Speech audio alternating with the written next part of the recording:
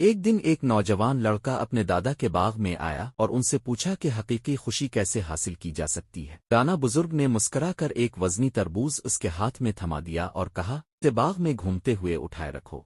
लड़का खुशी खुशी चलने लगा, मगर जैसे जैसे वक्त गुजरा तरबूज का वजन उसके कंधों पर बोझ बनने लगा। थोड़ी देर बाद वो थक कर रुक गया और शिकायत करने लगा, दादा, ये बहुत भारी हो गया है, मैं इसे मजीद नहीं उठा सकता। दादा ने नरमी से कहा, अच्छा, अब इसे जमीन पर रखो और काट कर देखो। लड़के ने जैसे ही तरबूज काटा, इसकी मिठास और खुशबू ने इसके चेहरे पर मुस्कुराहट बखेर दी। दादा ने प्यार से समझाया, बेटा, खुशी भी इसी तरबूज की मानिंद है। अगर तुम इसे एक बोझ समझकर उठाए रखोगे तो ये तुम्हें थका देगी, लेकिन जब तुम इसे खोलकर उसकी मिठास से लुत्फ उठाओगे तो तुम्हें सच्ची खुशी नसीब होगी।